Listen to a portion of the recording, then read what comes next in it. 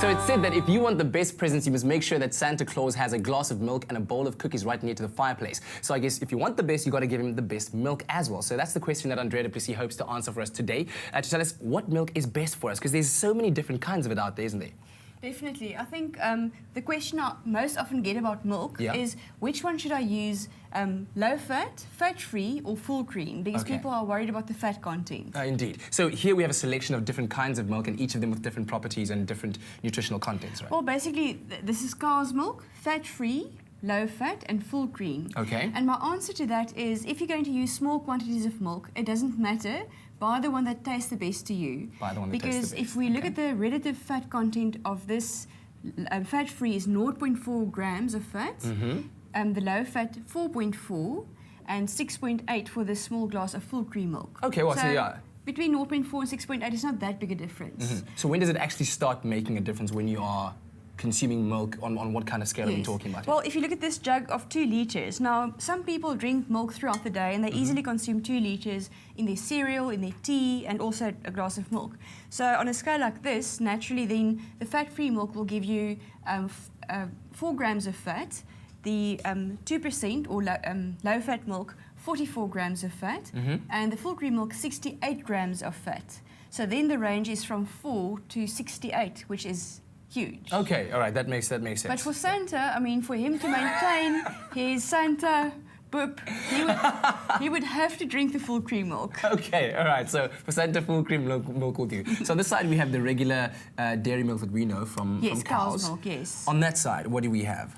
Well, some people are allergic to milk, people that have lactose intolerance. And there's one myth that you also read up about. Yes, and that's that people with lactose intolerance should actually avoid dairy products totally. That's right. Now, if you are lactose intolerant, it means that you have less or no of the enzyme called lactase to digest milk. Okay. So even if you have a little bit still, you can drink small quantities of milk. But if you are highly sensitive to milk and you want to have a cow's milk-free alternative, there we go. There is soy milk and goat's milk. Oh, so that's where the myth that lactose intolerant people should avoid milk. It's not so much the milk, it's the dairy products that they should. That's correct. So there are other alternatives like the goat's milk is tolerated better. I don't know if you ever tasted goat's milk. Never ever tasted goat's milk. So let's see. I've actually never even seen a goat being milked before. It smells milky. That's all right. That goat could have been a cow cousin. So that one is still quite manageable. And then soy milk is the other alternative. Now, considering that this comes from a bean, you can't expect it to taste just like cow's milk or goat's milk. Okay, it looks caramelly. They do add a bit of sugar normally with soy milk to make it taste better, but let's see what you think about that. It smells like a shake. Dit kan gaan met 'n Coke and a bun, you know?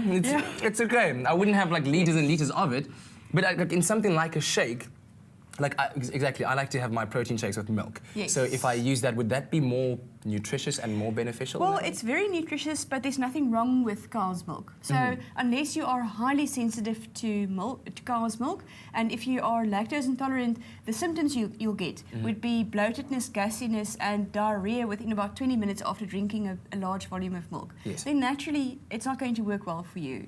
Especially if it's large volumes. But lactose intolerant people can still tolerate small amounts of milk in their tea. Oh, right. So it's all about the relative quantities. So now, if you don't have enough time during the day to drink, liters of milk or glasses of it, what other alternatives are there to help you supplement that nutrition that you need? Well, milk we rely on heavily for our calcium intake. And women that are at risk of osteoporosis, which is the disease where the bone structure becomes weaker with calcium going out of the bone tissue. Yeah.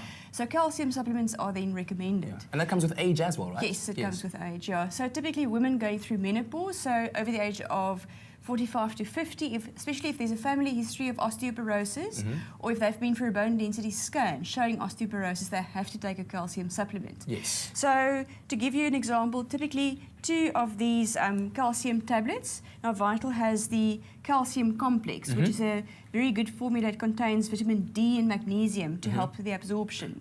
So 2 tablets would be recommended as a supplement. And if you wanted to consume this amount of calcium through milk, you would have to finish this entire jug of milk for the same amount of calcium. Wow. Okay. So if you don't like milk, this is a more convenient option. Thank you, Morpheus. I'll take those 2 pills instead. Well, there you have it, some nice nutritional tips for you. So I guess now that we got the milk component of it sorted out, we only need a healthy cookie recipe. So if you have one, why not share it on Andrea's Facebook page, Andrea du Plessis, Vital Expert.